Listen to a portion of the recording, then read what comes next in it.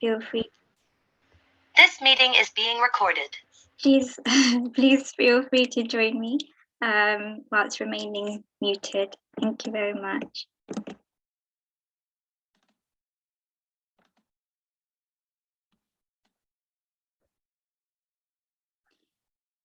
Jaya Radha Madhava Kunja Bihari Gopijana Vallabha Girivaradhari Jaya Radha Madhava Kunja Bihari Gopijana Vallabha Girivaradhari Yashodanandana Brajajana Ranjana Yamuna Tiravanachari Yashodanandana Brajajana Ranjana Yamuna Tiravanachari Jaya Radha Madhava Kunja Bihari Gopijana Vallabha Girivaradhari Jaya Radha Madhava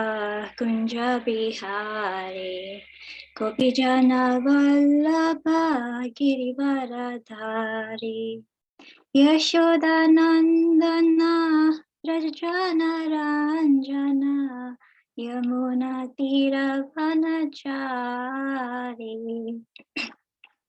Yashodanandana Brajajana Ranjana Yamuna Tiravanachari Jaya Radha Madhava Kunja Bihari Girivaradhari Jaya Radha Madhava Kunja Bihari Gopijana Vallabha Girivaradhari Yashodanandana Brajajana Ranjana Yamuna Tiravanachari Yashodanandana Brajajana Ranjana Yamuna Tiravanachari Hare Krishna, Krishna Krishna, Hare Hare, Hare Rama, Rama Rama, Hare Hare, Hare Krishna, Krishna Krishna, Hare Hare, Hare Rama, Rama Rama, Hare Hare. Hare Krishna, Krishna Krishna, Hare Hare, Hare Rama, Rama Rama, Hare Hare. Jai Om Vishnupada Paramahamsa Parivrajakacarya Ashtadhara Sata Srimad A.C. Bhaktivedanta Swami Maharaj Prabhupada Ki Jai. Jai Om Vishnupada Paramahamsa Parivrajakacarya Ashtadhara Sata Srimad Bhaktisiddhanta Saraswati Goswami Maharaj Prabhupada Ki Jai, Ananta Koti Vaishnava Vrinda Ki Jai, Namacharya Srila Haridas Thakur Ki Jai, ISKCON Founder Acharya Srila Prabhupada Ki Jai. Prem se kaho Shri Krishna Chaitanya Prabhu Nityananda Shri Advaita Gadadhar Shivasadi Gaura Bhakta Vrinda Ki Jai. Shri Radha Krishna Gopa Gopinath Shyamakun Radhakun Giri Govardhana Ki Jai. Shri Vrindavana Dhama Ki Jai, Shri Mayapur Dhama Ki Jai, Jagannath Puri Dhama Ki Jai, Ganga Mai Ki Jai, Yamuna Mai Ki Jai, Tulasi Devi Ki Jai, Bhakti Devi Ki Jai, Shri Harinam Sankirtan Ki Jai, Brihad Mridanga Ki Jai, Sama Veda Bhaktavinda Ki Jai. All glories to the assembled devotees. All devotees. Gaura Premanande, Hari Hari Bol. All glories to Sri Guru and Sri Gauranga. All glories to Srila Prabhupada. Om Namo Bhagavate Vasudevaya. Om Namo Bhagavate Vasudevaya. Om Namo Bhagavate Vasudevaya. So we're just going to go through the following 3 verses or 4 verses, and in the usual order. So we'll go through the verses, the translation, and then the purport.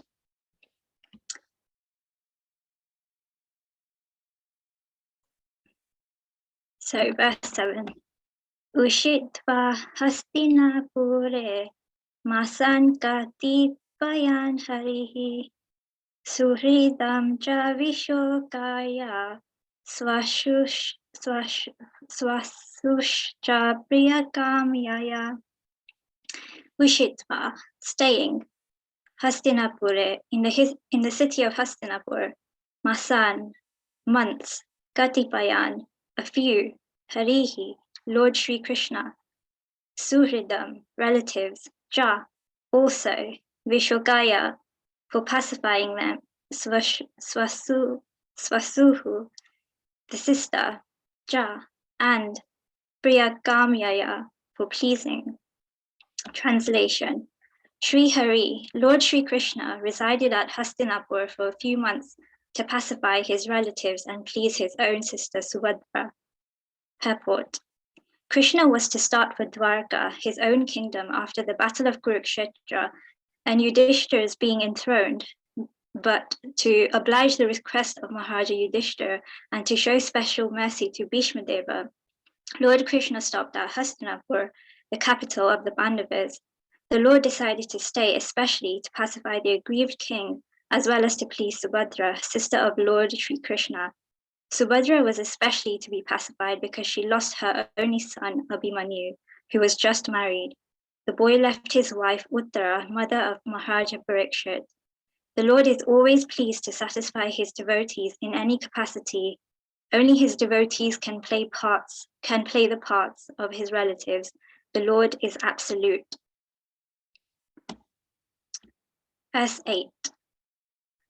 Amantriya Jabhyanujnyataha Parishvajya Vivadyatam Aruroha Ratham Kaishchit Parishvakta Vivaditaha.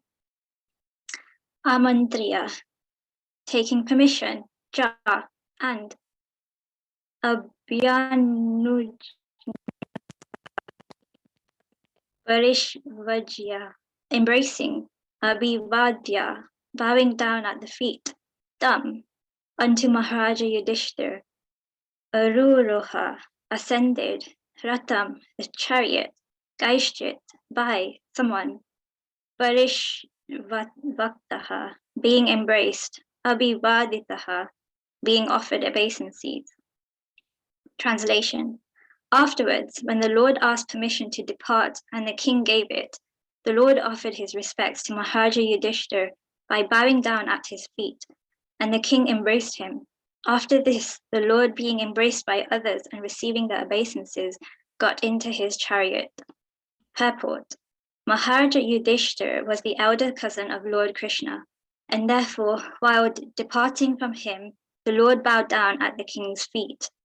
The king embraced him as a younger brother, although the king knew perfectly well that Krishna is the supreme personality of Godhead.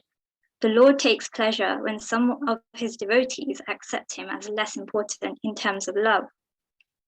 No one is greater than or equal to the Lord, but he takes pleasure in being treated as younger than his devotees. These are all transcendental pastimes of the Lord. The impersonalist cannot enter into the supernatural roles played by the devotee of the Lord.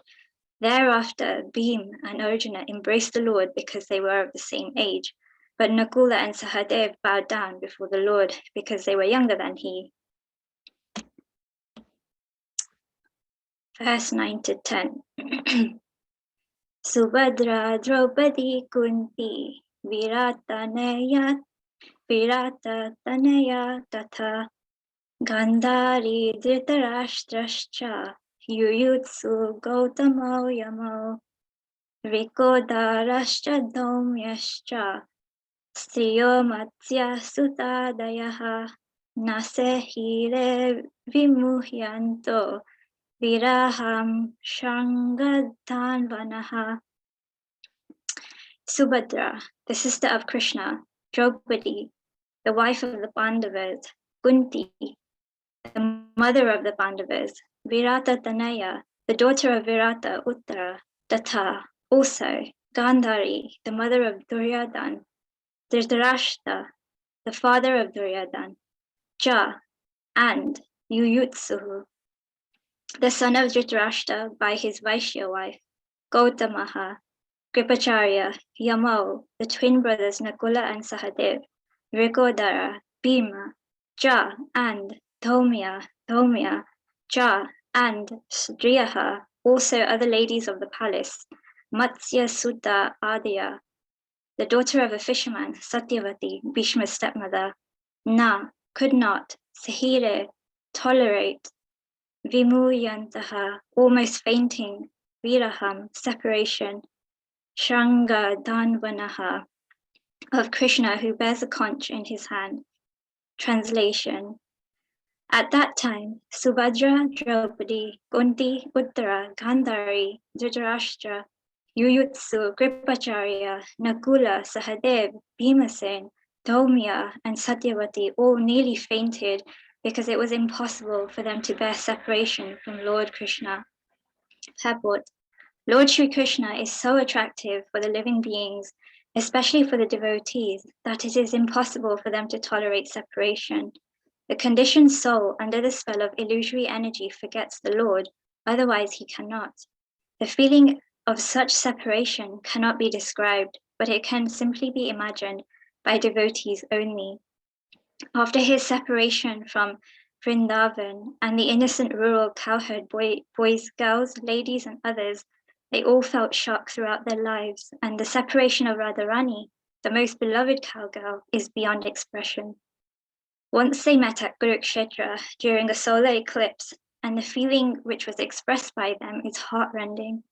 There is, of course, a difference in the qualities of the transcendental devotees of the Lord, but none of them who have ever contacted the Lord by direct communion or otherwise can leave him for a moment.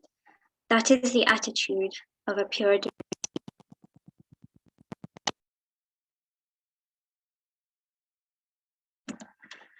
Om Jnanatimirandasya Jnananjana Shalakaya Chakshurunmilitam Yena Tasmai Shri Guruve Namaha Shri Chaitanya Manobishtam Stapitam Yena Bhutale Swayam Rupa Kadamayam Dadati Swapadantikam Vandeham Shri Guru Shri Yuta Kamalam Shri Gurun Vaishnavamscha Shri Rupam Sagrajatam Sahagana Raguna Tanvitam Tam Sajivam Sadvaita Savadutam Parijana Sahitam Krishna Chaitanya Devam Shri Radha Krishna Padan Sahagana Lalita Shri Vishakanvitamscha Namo Om Vishnu Padaya Krishna Prasthaya Bhutale Srimate Bhakti Vedanta Swami Iti Namine Namaste Saraswati Deve Gauravani Pracharine Nirvishesha Shunyavadi Pashtita Desha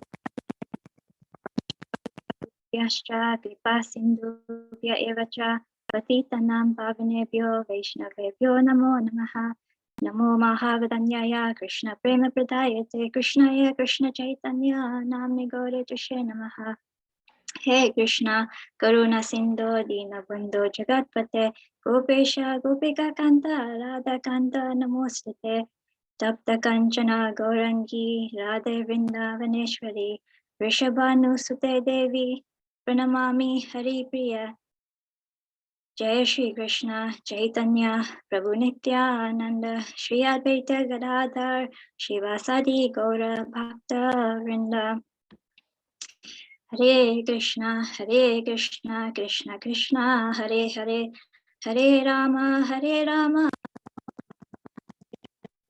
Hare Nama Hare Nama Eva Kevalam Kalo Nasteva Nasteva Nasteva Katiranyatha.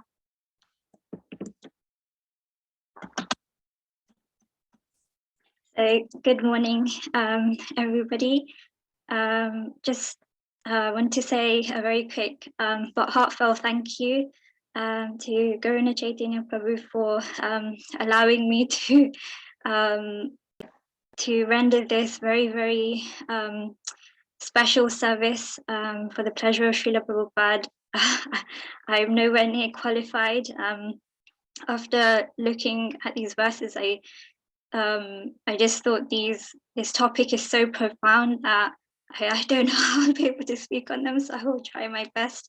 I just pray that everyone will be able to bless me with just bless me so that I may speak something nice today. So, and thank you so much for coming here as well this morning. So to begin, I found that these three verses, they have a particular focus on what I considered were two principal themes. And they were relationships, or the importance of relationships, and rasa, the different moods and or flavors of pleasure that is derived from relationships. And so I'll try my best to take us through and discuss these themes with you. So I found that these verses, they reveal a very profound, they reveal very profound insights and truths about Krishna's personality, that even though he's all powerful, he's the proprietor, he's the supreme lord, what these verses reveal is that he in fact gets intense joy by being treated in the exact opposite way by his devotees. And there are many examples of this in Shastra, and these verses are one of them. Thanks to Srila Prabhupada, we'll hopefully be able to go to the reality that actually lies beyond the appearance and what is going on here, and hopefully begin to enter into the mysteries, the profound mysteries of the relations between the Lord and his pure devotees. So in the purport of verse 7, Srila Prabhupada writes something which I took away as the essence of this particular verse. And he writes that the Lord is always pleased to satisfy his devotees in any capacity. So how can we actually understand the Lord's desire to satisfy his devotees? So the first thing to understand here is that the truth is that the absolute truth is a person. And as a person, he too has the same feelings as we have got, just as we have got feelings for our relatives, our brothers, sisters, friends, even enemies. In fact, the only reason why we have and feel the spectrum of emotions and feelings that we do is because they are all existing in Krishna. Our experience of them probably is a bit perverted, but otherwise we feel these things because they are very much a part of his supreme personality. I was listening to a lecture by Srila Prabhupada, and it was actually on this verse, and he said that if we were to study our friends' personalities, then we would be able to get a rough idea of the supreme personality, because our personality is dependent upon the supreme personality, because it's us who are the fragmental parts and parcels of the Supreme Lord. So it's really important to understand that the Lord, as a Krishna, he is a sentient Lord. He is not impersonal. He is indeed a person. He's the supreme person, and he has a personality just as much as any of us do. And in these verses, they reveal a lot about him and the supremacy of his personality and the mood, particularly when it comes to the dealings with his devotees. So in this verse, he wanted to pacify his relatives, such as Maharaja Yudhishthir, and especially his own sister Subhadra, bearing in mind that Subhadra had lost her one and only son, Abhimanyu, in a very horrific way. But why does he do this? As in his behavior here is incredibly human-like. He's just behaving like an ordinary friend would. I find it really fascinating. But there are reasons why he behaves in this way, and they are twofold. So you could say that one is a primary, the other is a secondary reason or external. So the external reason or the secondary reason is basically to lead by example and essentially teach us how to act. In the Bhagavad Gita in chapter 3, it says, whatever action a great man performs, common men follow. It also says, Krishna also says himself that there is no work actually prescribed for him, but he still engages in prescribed duties. And this is simply to lead by example, it's just to set a standard so that the whole world can similarly pursue that standard. So Krishna, he bowed down at the feet of Yudhishthira Maharaj. Not only that, but he asks him for permission to leave, which I think makes his personality even more interesting, because in the Svetashvatara Upanishad, it says that the Supreme Lord is the controller of all controllers. He's the greatest of all planetary leaders. Everyone is under his control. He's worshipable by all. No one is greater than him, and he's the supreme cause of all causes. So this person who is all of these wonderful and powerful things, he bowed down to Yudhishthira Maharaj and then took his permission to leave, which is quite astonishing if you think about it, because who does God actually need permission for anything from, right? You know, he can do anything. He could have just left. He didn't have to ask for permission. He didn't have to touch Yudhishthira Maharaj's things for another reason, which we'll explore in just a moment because it's related to his primary reason. But generally, Krishna doesn't do anything that violates the rules and regulations of scriptures for the purpose of setting a standard and an example for us to follow.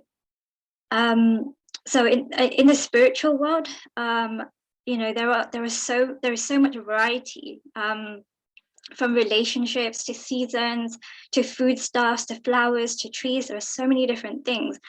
But in terms of relationships, there are various mellows or moods or flavors of relationships, which is known as rasa in Sanskrit.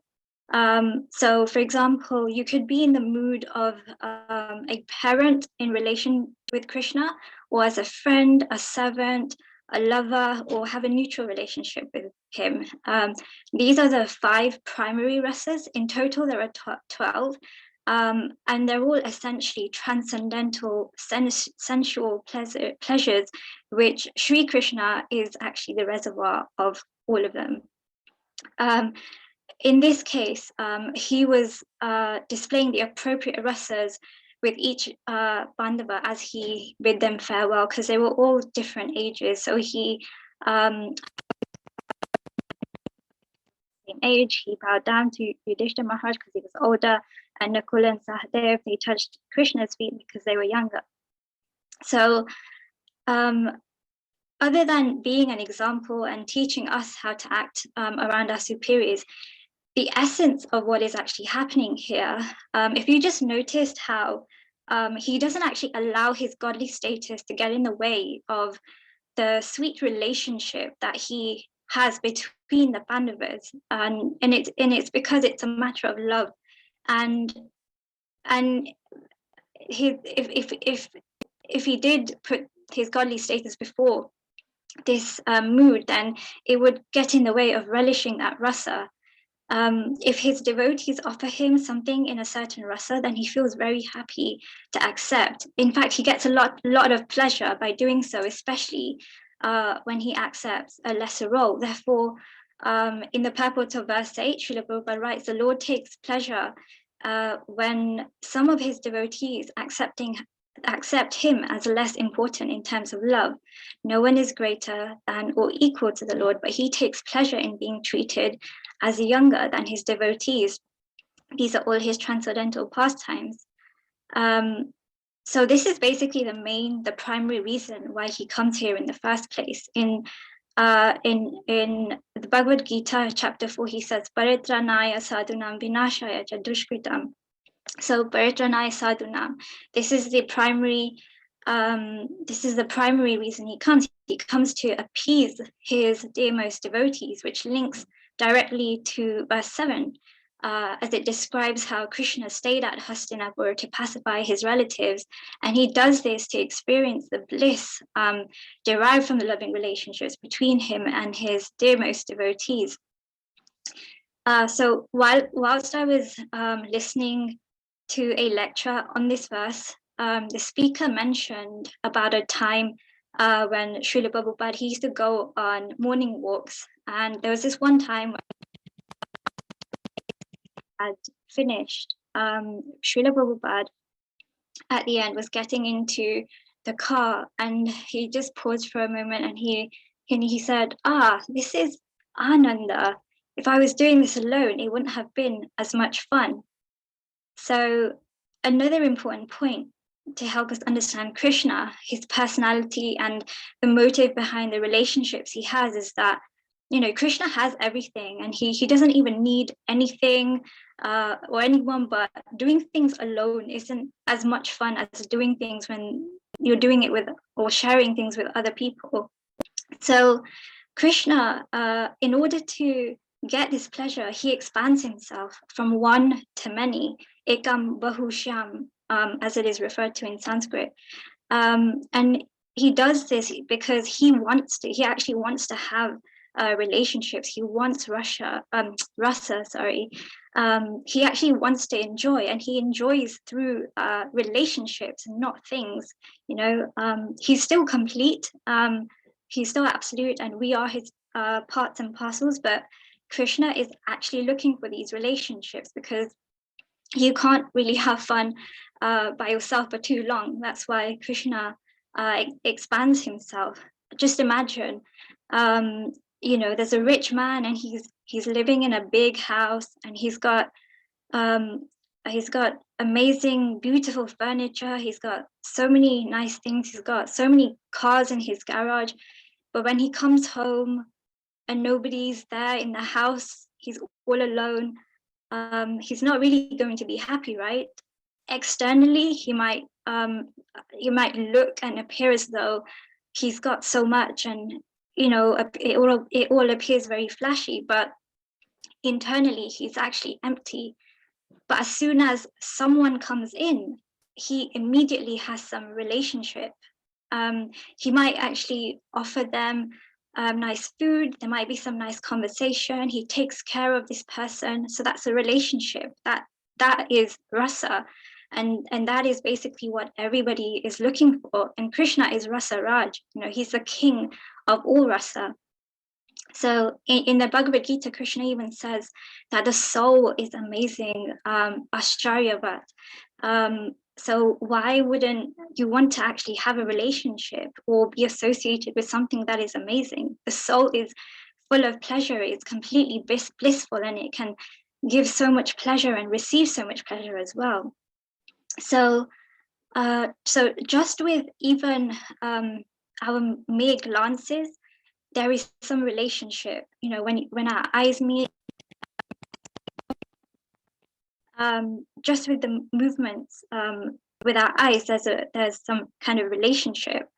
There are so many leelas between Radha and Krishna in Vrindavan, where they can only exchange glances at one another, because Radharani's mother-in-law, for example, may be keeping a close eye on them and doesn't want them to unite. So the only thing they can do is offer their sidelong glances to one another. And even these little gestures, it gives so much intense pleasure to their relationships because of that reciprocation. There's just so much sweetness and juice. You know, just imagine if you're walking down the street and you walk past someone, you could either ignore them or say hello. You could look at them with a smile on your face, and immediately there might be some kind of reciprocation. And there's so much sweetness in that. It wouldn't be as relishable if there wasn't a reciprocation. So this is rasa. So this juice, this rasa, is very, very important because this is what everyone is looking for. Srila Prabhupada, he writes in the Nectar of Devotion that every one of us within this world is perpetually engaged in some sort of service, and the impetus for such service is the pleasure we derive from it. So because we are pleasure seeking by nature, we tend to do things or are motivated to do things because we get some joy out of it.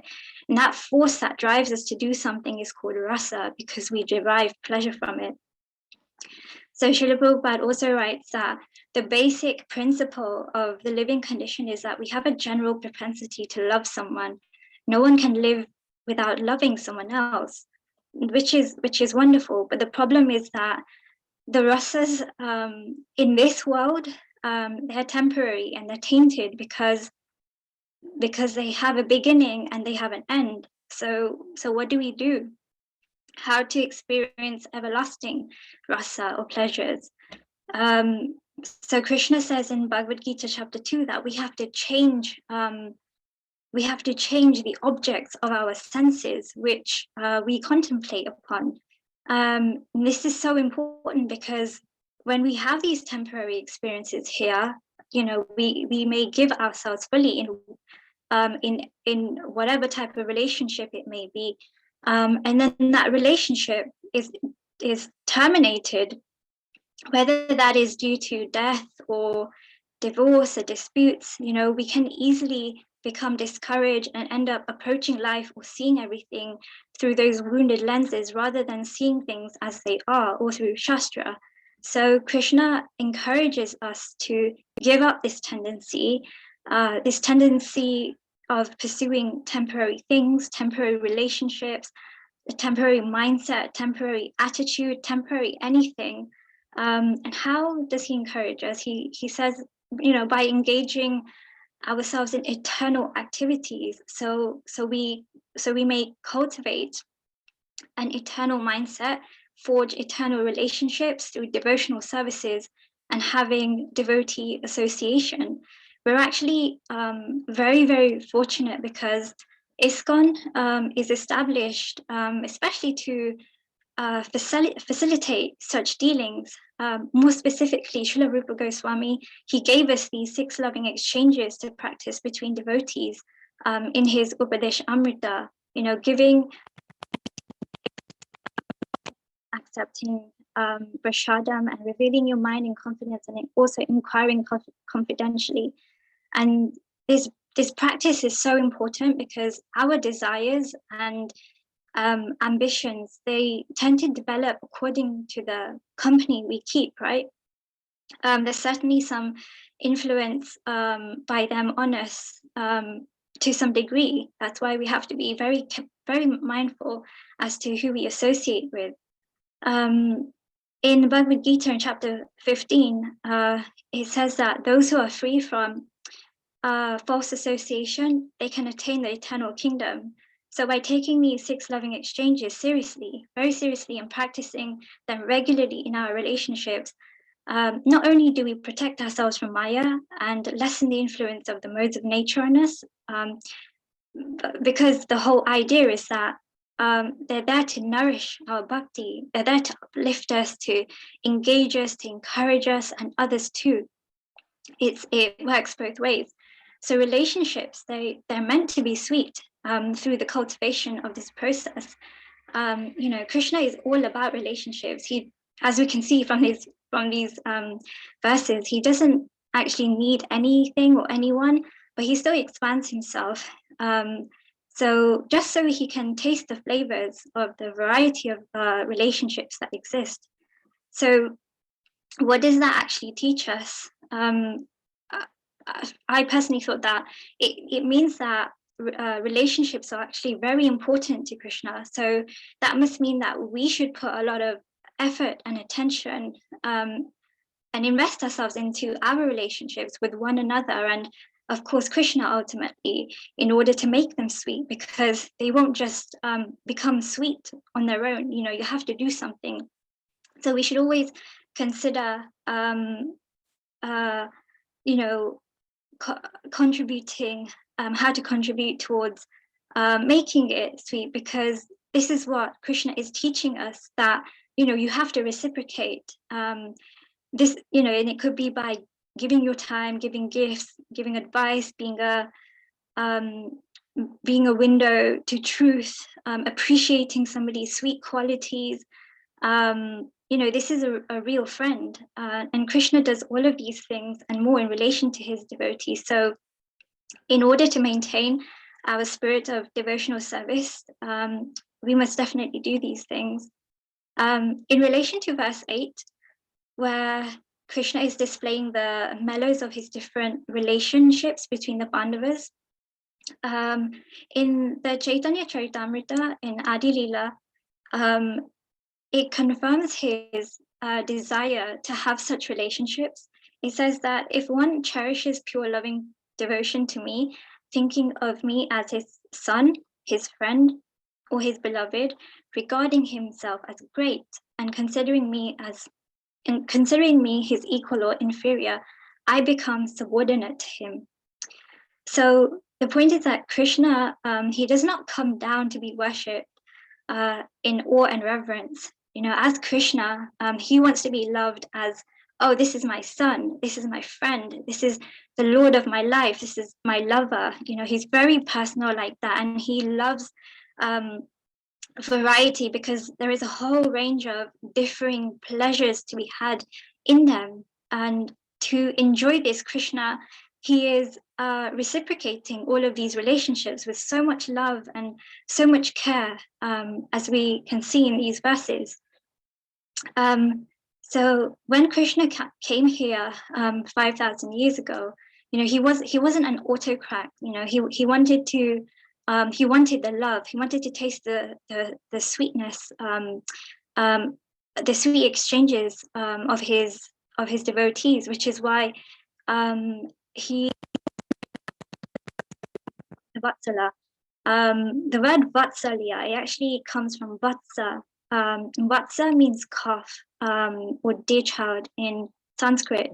So in the same way, Krishna, he's so loving and caring and kind and compassionate to his devotees. And similarly, cows, they're very affectionate, very loving and caring to the cow, so much so that a cow is prepared to give her life to protect her calf. And so similarly, Krishna, he exemplifies this tender concern toward his devotees. He offers himself to his devotees in any capacity they desire. That is his real nature. His real nature is to reciprocate with his devotees. He's the Lord of reciprocation, and it's Krishna's supreme quality. His supreme quality is his affection for his devotees. Therefore, he's Bhakta Vatsalya. So an example of this, and also to demonstrate how he likes to please his devotees in any capacity, I want to share with you a pastime between Krishna and one of his dear devotees, Bhishma Dev, during the Battle of Kurukshetra. So in this situation, Krishna had vowed not to take any active part in the war. He wouldn't fight or pick up any weapons against the opposing army. However, Bhishma Dev was getting a lot of grief from his side, from Duryodhan, that, oh, you're not fighting the Pandavas as well as you could due to the attachment you have towards them. And Bhishma Dev, being a Kshatriya, he couldn't tolerate. So Bhishma Dev responded with a vow, and that was basically to slay the Pandavas the next day with these 5 special arrows that were meant for killing them. So the Pandavas, the word got round, and the Pandavas found out, and so they managed to get those arrows, and so that Bhishma couldn't use them on them. But actually, it was Krishna who was behind all of this, and Bhishma Dev knew.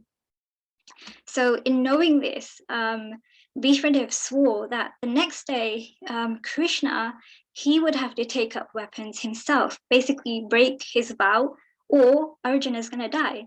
So Bhishma Dev, he had this desire to fight with Krishna, And so it came about on the battlefield that when Bhishma Dev was going full force and he was firing all his arrows at Arjuna, Krishna, he charged towards Bhishma Dev with the wheel of the chariot to save Arjuna from death, which was certain for him at that point. And Bhishma Dev, because he had kept his promise that he would go full force, this forced Krishna to break his own promise.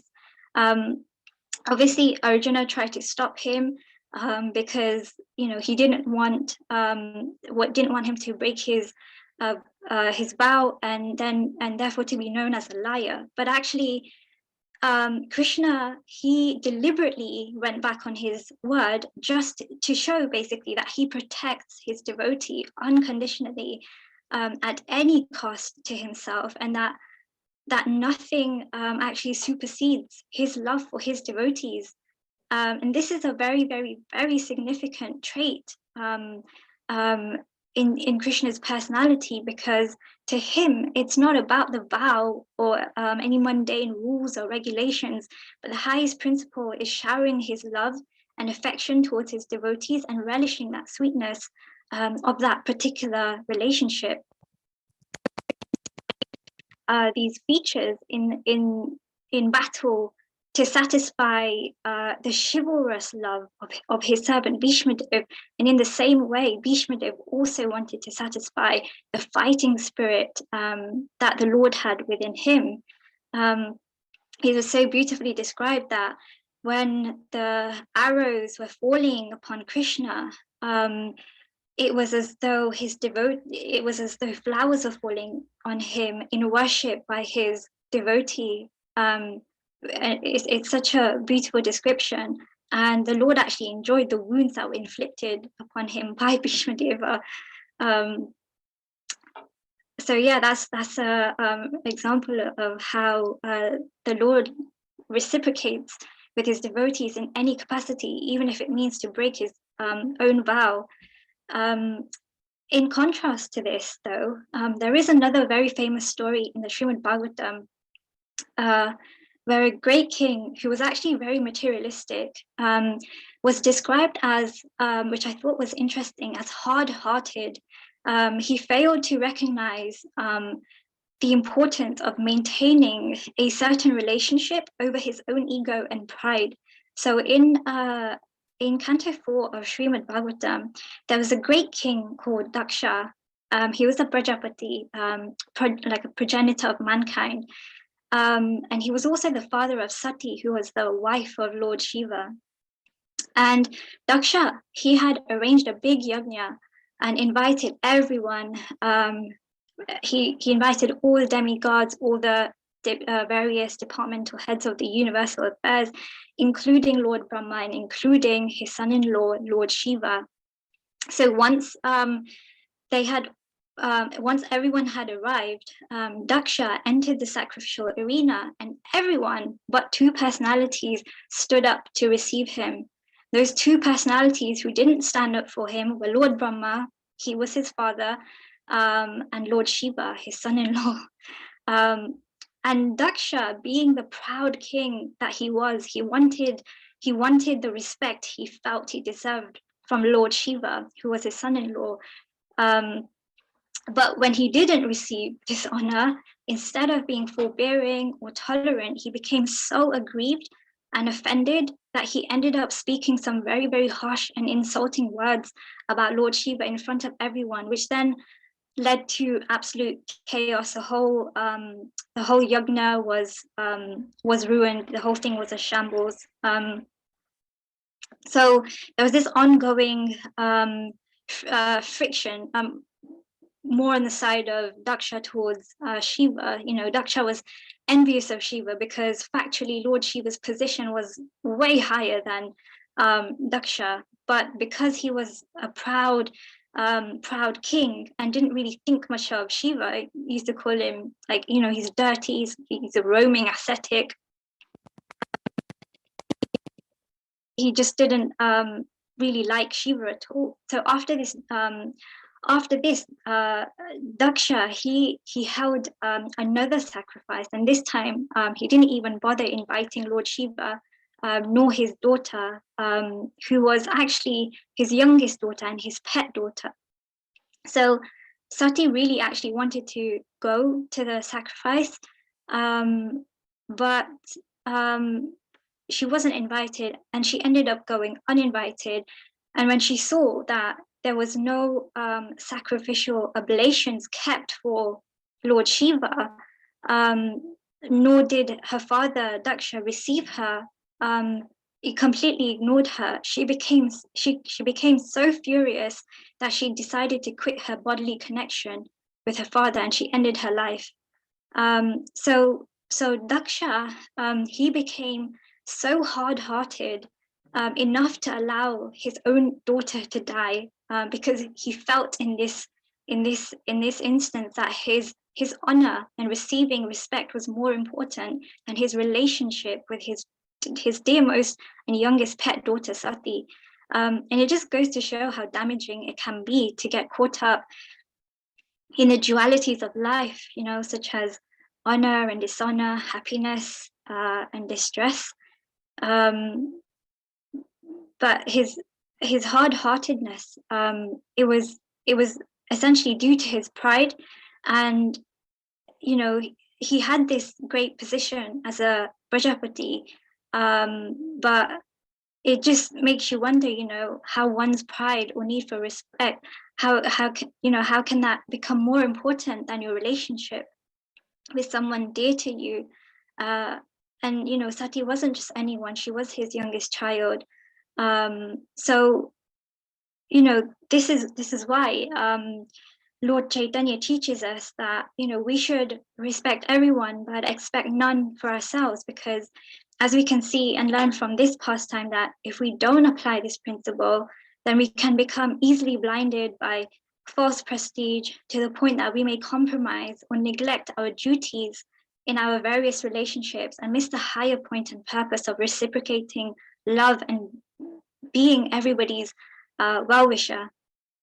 So the devotees of Lord Chaitanya's movement, they are the greatest well-wishers, because they follow in his footsteps, and Lord Chaitanya, is the greatest friend to all of us, to all living entities, and that's our real duty as well in our relationships, to cultivate each other's bhakti.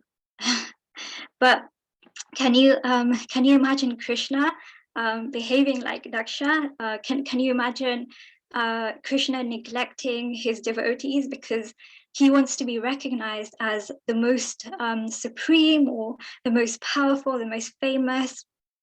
Not at all. He actually he in fact he wants the complete opposite. Which I find so sweet. He loves it when the cowherd boys jump on his back, wrestle him to the ground in play fights. He loves it when they win. He loves it when Mother Yashoda chastises him and runs after him with a stick. He loves it when the gopis, they tease him or get angry with him or approach him in a sulky, moody way. This is the highest principle, love. But real love, it can only be experienced in relation with Krishna. So in this pastime, Daksha, he failed to reciprocate any kind of love or affection towards his daughter. I mean, not even out of duty, what to speak of love, due to pride. And that's scary enough that enabled him to tolerate the death of his daughter. And so he was referred to as hard-hearted. So this process of devotional service, which is essentially a loving exchange between the living entity and Krishna, is actually meant to soften the hard heart towards Krishna. Sadly, due to the many lifetimes of material contamination that we've accumulated, our hearts may now be quite stone-like and hard.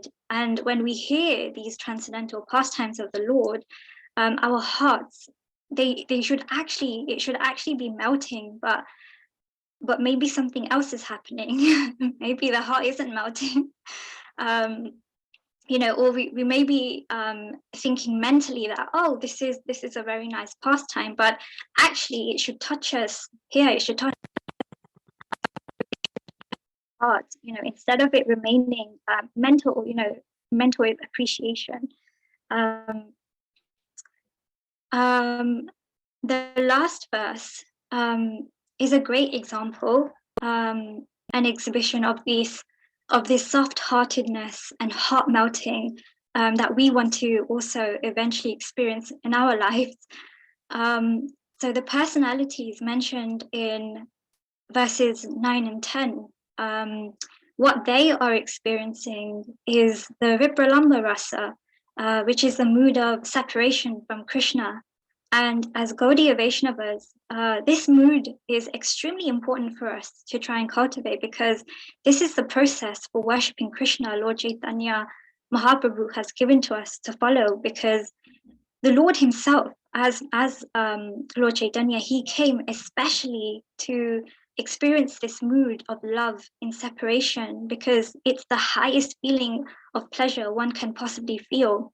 There is so much pleasure. When he was here, he was always trying to find Krishna. The mood was never that, oh, I found Krishna. Rather, he was always in a very humble state, like, I'm so wretched.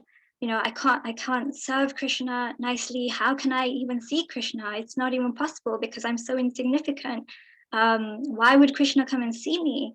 Why should I even aspire after seeing Krishna? What qualification do I have? So this is the mood that we as aspiring Gaudiya Vaishnavas should also try and imbibe, because it's in the Vipralamba Rasa. So this is the mood that he exhibited because he wanted to relish this rasa, because that was the only way he could feel separation from himself in the mood of Radha.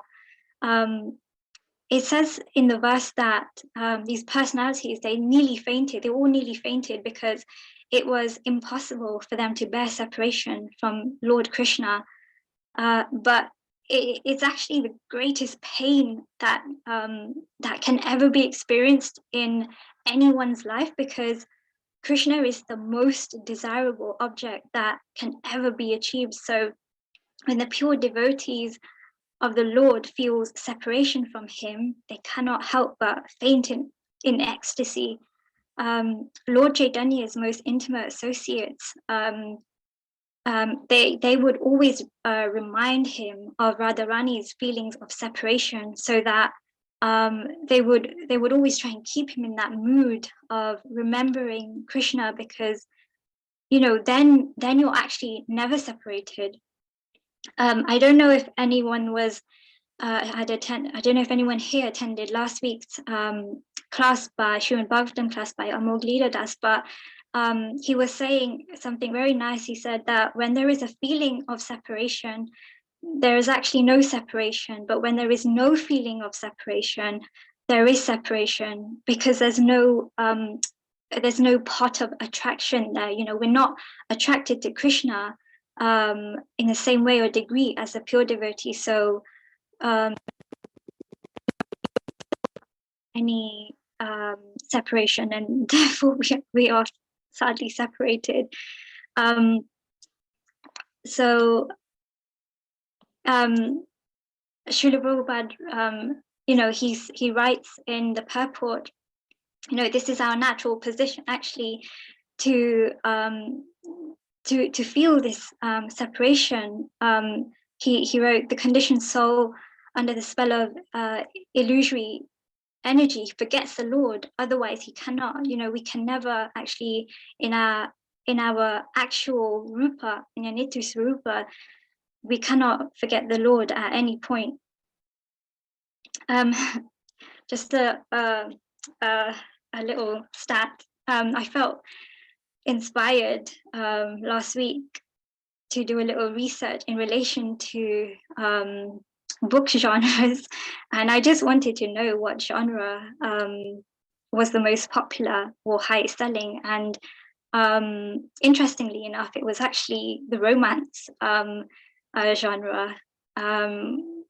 Apparently, the romance novel industry is worth almost $1.5 billion.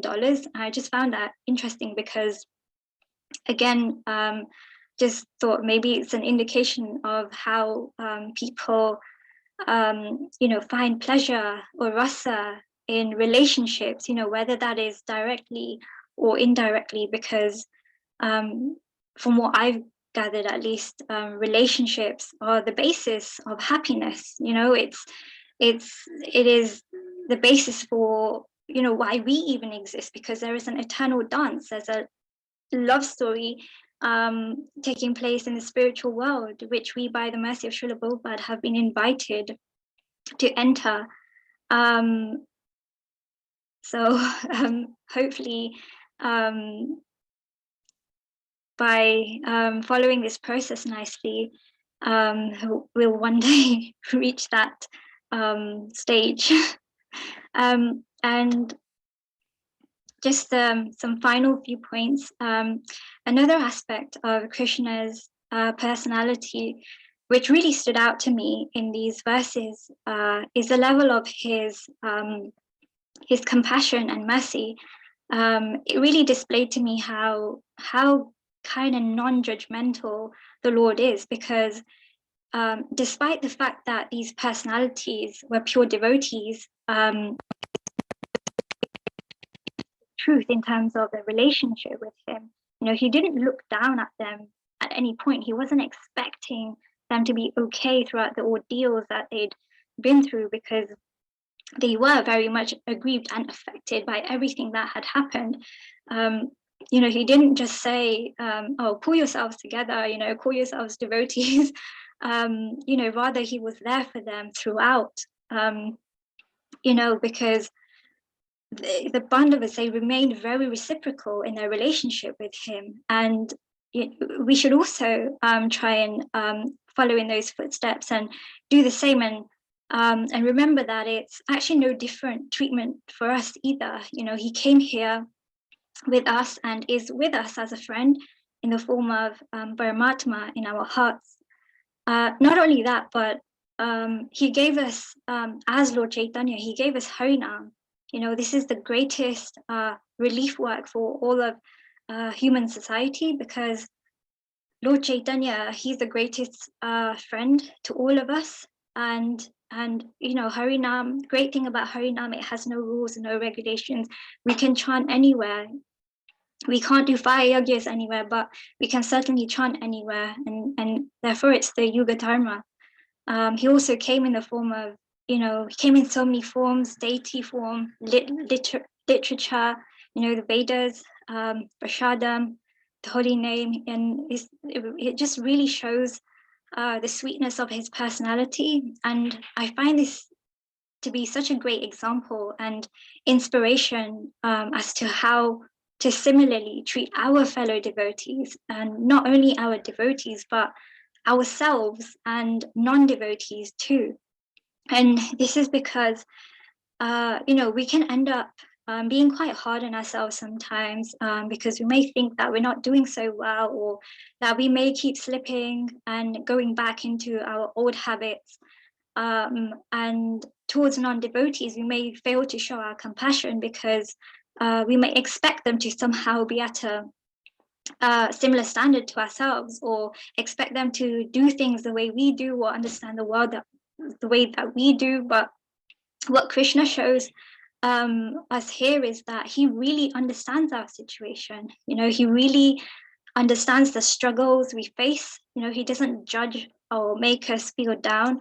The fact that we are up against his insurmountable external energy, Maya, that is not at all easy to overcome. He's aware of this.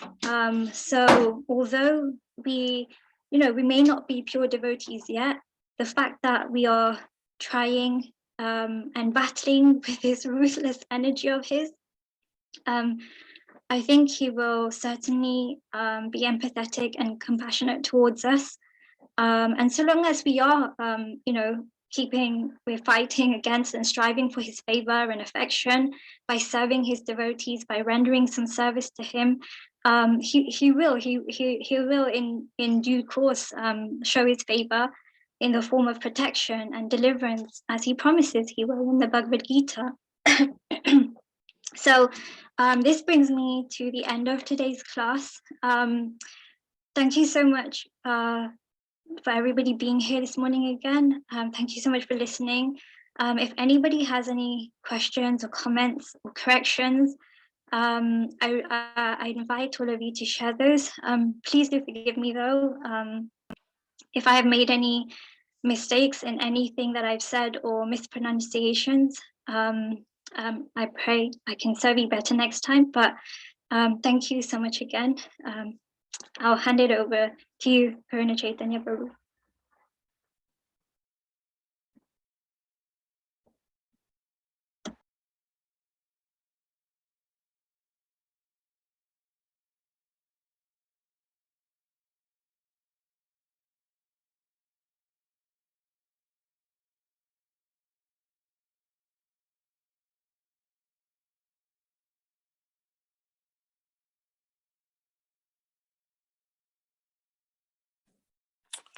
Hare Krishna, Sunita Mataji, this is Manu Das here. I've just sent you a personal message also. Thank you so much for your wonderful class. Very insightful, full of experiences and very strong convictions blended in philosophy that you have presented very eloquently. So I'm sure devotees are pleased and Prabhupada will be very pleased. I only urge you to do it more, and we would love to hear from you as much as we can. So thank you for a wonderful class. No other question or comment, but very, very nice, beautiful. Thank you. Thank you so much, Prabhuji. That means a lot. Thank you for your feedback. Hare Krishna. Hare Krishna.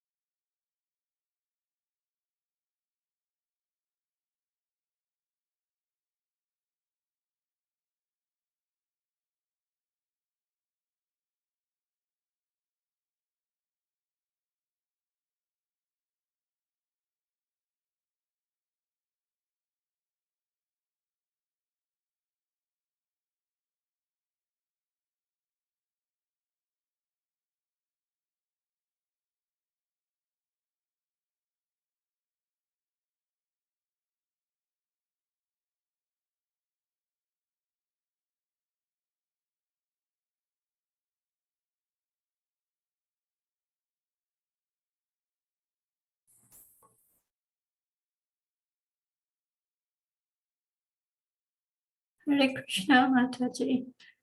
I have put a question on the chat. I don't know if you've seen. Hare Krishna, Mataji. Yes, please feel free to ask. I probably won't be able to answer, but please feel free to share. I've put a question on the chat. You spoke about the 12 rasas are you able to expand a little bit on this? Yes, sorry, I kept that bit a little bit short just because in the interest of time. But yes, so there are out of the 12, there are the 5 primary rasas. As I mentioned, where you can have a relationship with Krishna in the mood of a parent, as a friend, an equal, a lover, a servant, or neutral. And then the other 7 are they're sort of they add more, there are other moods. So for example, as in the pastime that I explained between Bhishmadev and Krishna in the Battle of Kurukshetra, Krishna had this mood, this spirit of fighting, this chivalrous mood. So chivalry, that's another rasa that Krishna also likes to experience, as well as for example, hasya, so happy, just laughing. There are laughing pastimes that Krishna wants to, he wants to be entertained in a comical way. There are also there's like ghastly horror, so very, very gruesome type rasas, which he uses in when he's fighting with the demons, for example. Lord Nrsimhadev, for example, when the way he killed Hiranyakashipu, that was is very ghastly. So there were all these different types of rasas, moods that Krishna likes to experience. Those were just a few that I could remember off the top of my head. There's also anger as well. And yeah, it's just like how we have and feel these range of emotions. Krishna also has these particular emotions as well. I'm so sorry I haven't been able to explain what each 12 of those are, but I to give you more insight. Okay. Thank you, Mataji. Hare Krishna.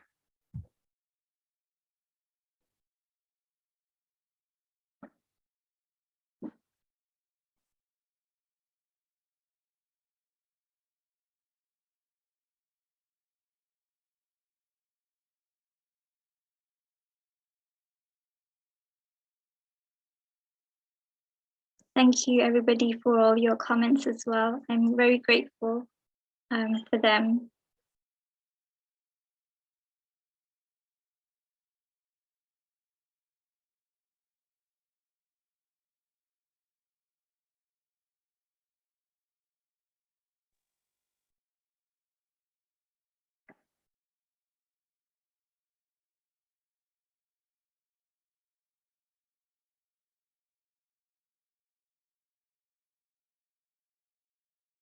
So if everyone is if nobody has any more questions, then please feel free to. I'm sure you will be wanting to break your fast now, so please feel free to start your days, and hopefully I'll be able to serve you again soon. Hare Krishna, everyone. Hare Krishna. Thank you so much, Sunita Mataji. Hare Krishna, Prabhuji. Thank you so much again for inviting me. A sweet class. Wonderful. Thank you so much. Thank you, everyone, also, once again, for participating. We'll meet next Sunday with another wonderful devotee. This time it'll be Sachitanaya Prabhu. So let's join again and relish the nectar of Bhagavatam. Hare Krishna. Hare Krishna. Hare Krishna. Hare Krishna. Hare Krishna. Hare Krishna, Hari Bol. Thank you, Mataji. Really lovely class. Thank you. Thank you so much. Thank you for joining.